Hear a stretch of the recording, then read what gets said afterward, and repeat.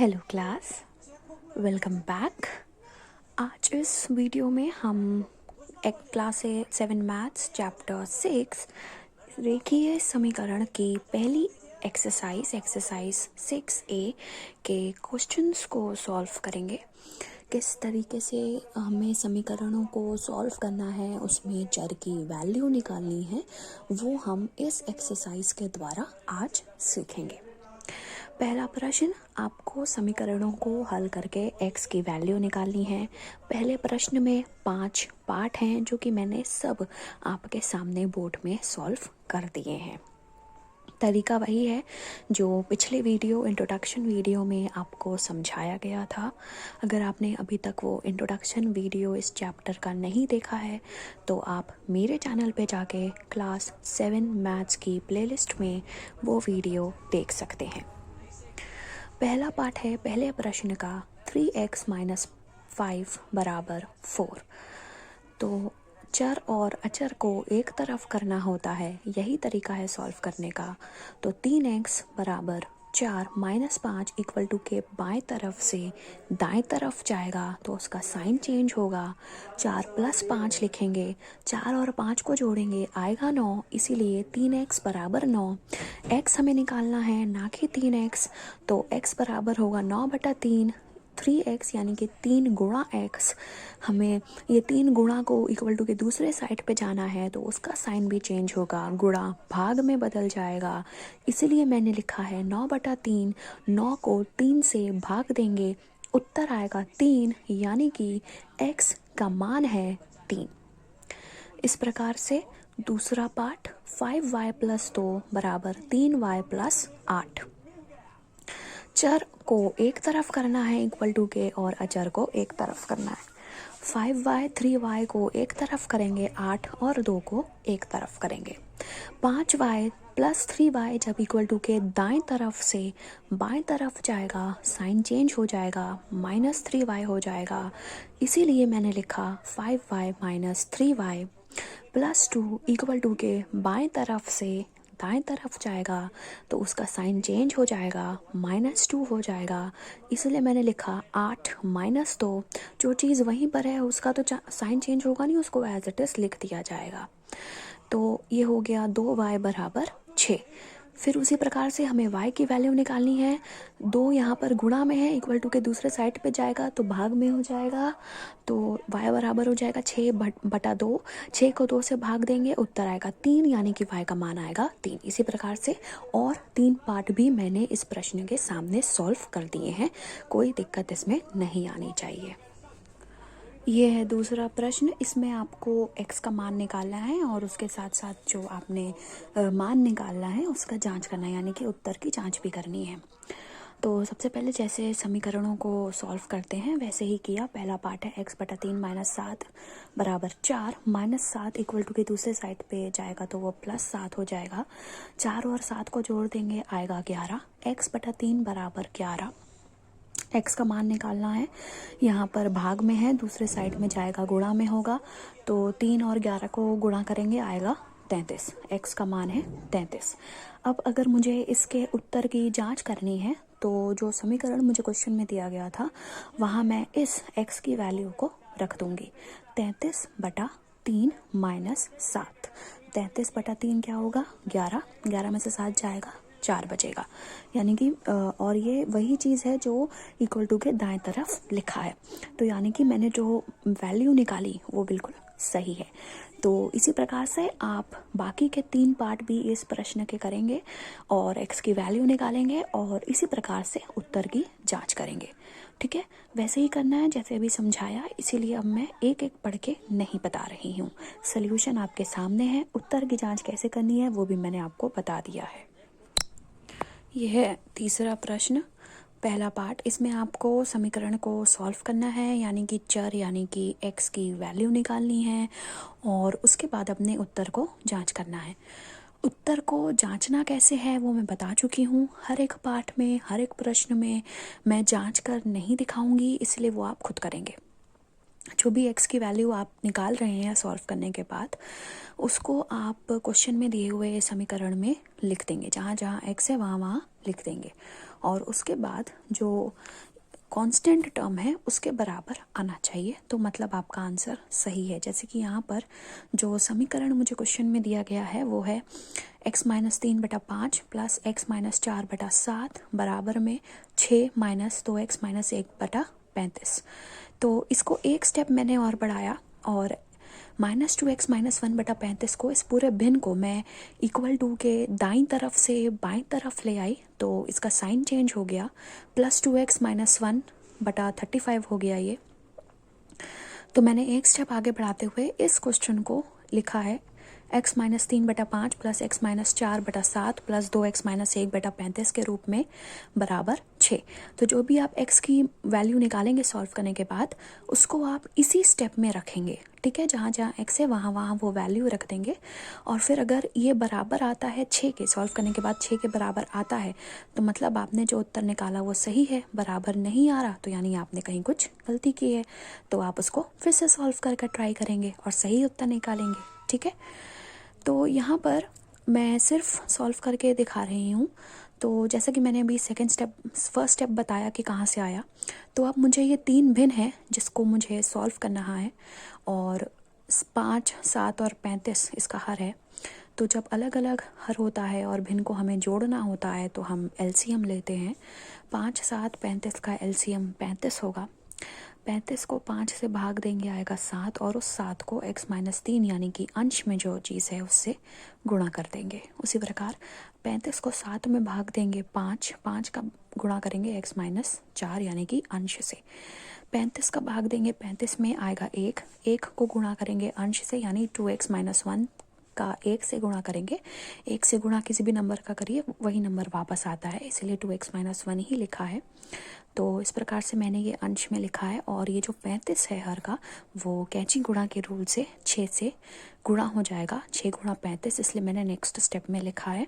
और 7 को मैंने x-3 यानी कि 7 को x से गुणा किया, फिर 7 को 3 से गुणा किया, इस प्रकार करते करते सबका किया है और बराबर में है 6 गुणा 35। उसके बाद चर को एक साथ जोड़ना है और अचर को एक साथ जोड़ना है, इसलिए मैंने ब्रैकेट में लिखकर दिखाया समझाने के लिए। आप चाहें तो ये स्टेप आप स्किप भी कर सकते हैं। 7x + 5x + 2x जब आप इन सबको जोड़ेंगे आएगा 14x और -21 -1 -20 ये सब जुड़ जाएगा, माइनस का साइन लगेगा, -42। 14x - 42 = 210। अब 14x को एक तरफ रखेंगे और इस -42 को इक्वल टू के दाएं तरफ ले जाएंगे तो -42 से +42 हो जाएगा और 210 में 42 को जोड़ देंगे आएगा 252। और अब x का मान अगर हमें निकालना है तो 14 गुणा x जो है उसको हम इक्वल टू के दूसरे साइड पे जाएंगे तो इसका भी साइन चेंज होगा, गुणा में 14 भाग में 14 हो जाएगा तो x बराबर हो जाएगा 252/14 और अगर आप इसको भाग देंगे तो आपको उत्तर मिलेगा 18 यानी कि x का मान है 18। उत्तर की जांच स्वयं करेंगे। ये है तीसरे प्रश्न का दूसरा पार्ट सॉल्यूशन। इसको भी वैसे ही करना है जैसे अभी हमने तीसरे प्रश्न का पहला पार्ट किया। हमें क्वेश्चन में था x + 3/7 - 2x - 5/3 बराबर 3x - 5/5 - 25। तो 3x - 5/5 इस भिन्न को मैं इक्वल टू के दाएं तरफ से बाएं तरफ लाऊंगी, साइन चेंज हो जाएगा, अभी प्लस का है माइनस का हो जाएगा, बराबर में -25। अब हमें ये 3 भिन्न घटाने हैं, जोड़ने हैं और एलसीएम लेना पड़ेगा क्योंकि हर अलग अलग है। तो 7, 3 और 5 का एलसीएम होता है 105। खुद करके प्राइम फैक्टराइजेशन विधि से इसका एलसीएम लेने का ट्राई करो, ठीक है। 105 ही आएगा। 105 को भाग देंगे 7 से 15 का गुणा करेंगे अंश से यानी कि x + 3 से, ब्रैकेट के बाहर वाली संख्या का गुणा ब्रैकेट के अंदर मौजूद हर एक संख्या से होगा। 105 को भाग देंगे 3 से आएगा 35 का गुणा करेंगे 2x - 5 से यानी कि अंश से। इसी प्रकार हम करेंगे, इस सबको x वालों को एक साथ जोड़ेंगे और x को एक साथ जोड़ेंगे और जो कांस्टेंट होगा उसको एक साथ जोड़ेंगे। ठीक है, तो इस तरीके से हम इसको सॉल्व करते जाएंगे और फाइनली x बराबर होगा -2950 बटा -118। दो माइनस की संख्याएं भाग दी जा रही हैं, माइनस माइनस कैंसिल हो जाएगा, आंसर प्लस में आएगा। और जब आप 2950 को 118 से भाग देंगे तो उत्तर आएगा 25, यानी कि x का मान आएगा 25। इस प्रकार से आप सॉल्व कर लेंगे। और इसके बाद तीसरे प्रश्न के 2 पार्ट और हैं, उसका सल्यूशन मैं सॉल्व करके एक पिक्चर के रूप में यहाँ स्लाइड्स डाल दूँगी, वहाँ से आप उसको सल्यूशन को देख सकते हैं, वीडियो को पॉज करके उसको समझ सकते हैं, क्योंकि बिल्कुल ऐसे ही करना है जैसे अभी इस क्वेश्चन के पहले 2 पार्ट किए, तो उसका बस एक स्लाइड के रूप में पिक्चर्स अभी आपको शो हो जाएंगी।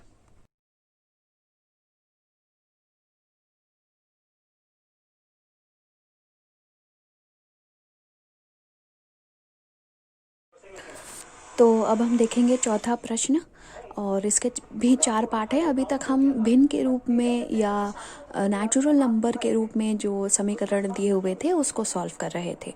अब अगर आप देखें तो हमें दशमलव की संख्याएं दी गई हैं और उसका समीकरण हमें इस प्रश्न में, चौथे प्रश्न में सॉल्व करना है। तो ये भी वैसे ही होगा, तरीका वही रहेगा, चाहे भिन्न के रूप में दिया हो, चाहे नेचुरल नंबर के रूप में दिया हो, चाहे दशमलव के रूप में दिया हो, तरीका वही रहता है। चर को एक तरफ करना होता है और अचर को एक तरफ करना होता है। ठीक है, तो पहला पाठ है 1.5y या 1.5y माइनस 7 बराबर 0.5y। तो चर को एक तरफ कर देंगे, 0.5y इक्वल टू के दाएं तरफ से बाएं तरफ आएगा। अभी प्लस का है, जब साइड चेंज होगी तो इसका साइन चेंज हो जाएगा, तो हम लिखेंगे 1.5y माइनस 0.5y बराबर 7। 7 क्यों? क्योंकि -7 इक्वल टू के बाएं तरफ से दाईं तरफ जाएगा, तो इसका भी साइन चेंज होगा, -7 से +7 हो जाएगा। जब आप 1.5 में से 0.5 को घटाएंगे, सिंपल सब्ट्रैक्शन है, तो आपको 1 मिलेगा। 1 यानी कि y, तो 1 गुणा y क्या होगा? y ही होगा। किसी भी नंबर का y से आप किसी भी नंबर का 1 से गुणा करेंगे तो वही नंबर आता है, तो 1 का गुणा जब आप y से करेंगे तो y ही आएगा, इसलिए y बराबर 7। दूसरा पार्ट 2.8x बराबर 5.4 प्लस x वालों को एक तरफ करना है, तो 2.8x माइनस x, क्योंकि यहाँ प्लस का है, दाएं से बाएं जाएगा तो माइनस का हो जाएगा, बराबर 5.4 वहीं रहेगा एज इट इज, उसको लिख दिया। 2.8 में से x को घटाना है, यानी कि 1 कुछ भी नहीं है, मतलब 1 है वो, तो 2.8 में से 1 को घटाएंगे आप तो आएगा 1.8। कैसे? 2.8 में से अगर मुझे 1 घटाना है तो 1 मैं यहाँ लिखूंगी ना, 1.0। ठीक है, तो 8 में से 0 गया, 8 ही आएगा, दशमलव लगा देंगे, 2 में से 1 जाएगा, 1 आएगा, 1.8 आएगा। आई होप ऐसे दशमलव के सिंपल सब्ट्रैक्शन आपको आते हैं, इसीलिए मैंने लिखा 1.8x बराबर 5.4। अब हमें x का मान निकालना है, तो 1.8 जो यहाँ गुणा में है वो मुझे इक्वल टू के दूसरे साइड पर करना है, तो इसका भी साइन चेंज होगा, गुणा से वो भाग हो जाएगा, इसीलिए मैंने लिखा 5.4 बटा 1.8। अब इसको कैसे सॉल्व करते हैं? दशमलव को हटाते हैं तो 0 बढ़ता है, तो अगर 5.4 का दशमलव हम हटाएंगे तो हर में एक 0 लिखेंगे, और 1.8 का दशमलव जब हम हटाएंगे तो अंश में एक 0 लिखेंगे, तो 540 बटा 180 होगा, जिसका 0 कट जाएगा, बचेगा 54 बटा 18, और जब आप 54 यानी कि 54 को 18 से भाग देंगे तो आपको मिलेगा 3। तो इस प्रकार से हमने निकाला कि x का मान 3 है। इसी प्रकार से तीसरा चौथा पार्ट भी आप सॉल्व कर सकते हैं। चौथे पार्ट में मैं अगर आपको बताऊं तो थर्ड स्टेप आप देखिए, जिसमें लिखा है 0.4x बराबर 7.32। तो यहाँ पर जो है x का मान निकालना है, तो 7.32 बटा 0.4 हमने लिखा, दशमलव हमें हटाना है और x का मान निकालना है। तो 7.32 का जब हम दशमलव हटाएंगे तो 2 0 बढ़ाएंगे हर में, क्योंकि दशमलव के बाद कितनी संख्याएं हैं? 2। दशमलव के बाद जितनी संख्याएं होती हैं उतने ही 0 हम हर में बढ़ाते हैं। अगर अंश में दशमलव के बाद 2 संख्याएं हैं तो उस दशमलव को हटाने के लिए हर में उतने ही 0 यानी कि 2 0 लग जाएंगे। हर में यानी कि 0.4 में एक दशमलव के बाद एक संख्या है, तो इसका दशमलव हटाने के लिए हमें हर अंश में 1 0 बढ़ाना होगा। तो इस प्रकार से अगर मैं दशमलव हटाने के बाद अगर मैं लिखूं तो वो हो जाएगा 7320/400 और इसका 0 0 कैंसिल हो जाएगा, जैसे कि मैंने करके भी दिखाया है बोर्ड पे, आप देख सकते हैं। तो इसको लिखेंगे 732/40 और जब आप इसको भाग देंगे तो आपको उत्तर मिलेगा 18.3, जो कि इसका फाइनल आंसर है। ये है 5वां प्रश्न, पहला पार्ट, x + 2 गुणा x - 2 + 3x।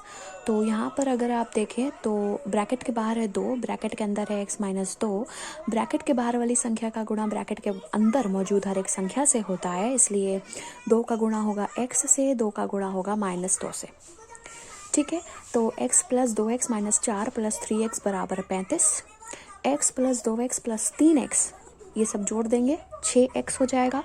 -4 = 35, -4 = के दूसरे साइड पे जाएगा, तभी हम 6x की वैल्यू निकाल पाएंगे और फिर तभी हम x की वैल्यू निकाल पाएंगे। तो -4 जब = के दूसरे साइड जाएगा तो वो +4 हो जाएगा। 35 में 4 जोड़ देंगे, आएगा 39। तो x की वैल्यू है 39/6, क्योंकि यहाँ पर गुणा में था, = के दूसरे साइड में जाके गुणा भाग में बदल जाएगा, तो भागे 6। आप 39 को 6 से भाग देंगे, आएगा 6.5। खुद भाग करके इसको चेक करो। दूसरा part, 3x - 2 multiplied by x - 5 equals to 2 multiplied by x + 3 - 8। तो इसमें भी 2x, अब -2 का -5 से गुणा करेंगे, दो माइनस की संख्याएं आपस में गुणा होगी तो माइनस माइनस प्लस हो जाएगा, आंसर प्लस में आएगा, इसीलिए +10 लिखा है। फिर 2 का गुणा होना है x में, 2x, 2 का गुणा होना है 3 में, +6। तो 3x - 2x + 10 = 2x + 6 - 8। तो 3x में से 2x अगर हम घटा देंगे तो बचेगा x। +10 ऐसा कैसे लिख दिया, 2x ऐसा कैसे लिख दिया, +6 और -8। 8 में से 6 को घटा देंगे, बचेगा 2, लेकिन क्योंकि 8 बड़ी संख्या है जिसमें माइनस का साइन लगा है तो साइन हमें माइनस का लगाना होगा, इसीलिए मैंने लिखा 2x - 2। अब 3x में से 2x घटाने पर x क्यों आया, इसको जरा समझ लेते हैं कि कहीं कोई डाउट ना रह जाए। सपोज 3 सेब हैं, ठीक है, 3 सेब में से हमने 2 सेब घटा दिए, 1 सेब बचेगा ना, इसीलिए 3x में से जब हम 2x घटा रहे हैं तो सिर्फ 1x बचा। 1x यानी कि 1 गुणा x, इसको मैं सिंपल x भी लिख सकती हूँ। ठीक है, तो x + 10 = 2x - 2। आई होप समझ में आ गया है अच्छे तरीके से। तो अब मुझे चर को एक तरफ करना है, अचर को एक तरफ करना है बराबर के साइन के। तो 2x प्लस का है, = के दाएं तरफ से बाएं तरफ जाएगा, माइनस का हो जाएगा, तो मैं लिखूंगी x - 2x -2 वैसा का वैसा लिखेंगे, +10 = के बाएं तरफ से दाएं तरफ जाएगा, -10 हो जाएगा, तो मैंने लिखा -2 -10 और 2 और 10 को जोड़ देंगे, साइन माइनस का लगाएंगे, लिखेंगे -12 और x में से 2x घटेगा, बचेगा सिर्फ 1x, लेकिन क्योंकि 2x बड़ा है जिसमें माइनस का साइन है और आंसर में वही साइन लगता है जो बड़ी संख्या में होता है, बड़ी संख्या है 2x जिसमें साइन है माइनस का, तो आंसर में साइन लगाएंगे माइनस का, इसीलिए मैंने लिखा है -x = -12। -x का माइनस और -12 का माइनस आपस में कैंसिल हो जाएगा, तो फाइनली x का मान निकल कर आएगा 12। इसी प्रकार से थर्ड पार्ट भी आपके सामने सॉल्व किया हुआ है। ये है 5वें प्रश्न के बाकी के 2 पार्ट, तो इसको भी मैंने वैसे ही सॉल्व किया है जैसे कि पहले के किए थे। आई होप अभी तक समझ में आ गया होगा। अभी तक चलते हैं, तो अब हम इस एक्सरसाइज का बस लास्ट क्वेश्चन का लास्ट पार्ट मैं समझा देती हूँ, उसके बाद next video next exercise. Okay, fifth part है फिफ्थ क्वेश्चन का। 3 15 minus 4x plus 5 3x minus 7 बराबर 15। 3 का गुणा होगा 15 से, 3 का गुणा होगा माइनस 4x से, 5 का गुणा होगा 3x से, 5 का गुणा होगा माइनस 7 से।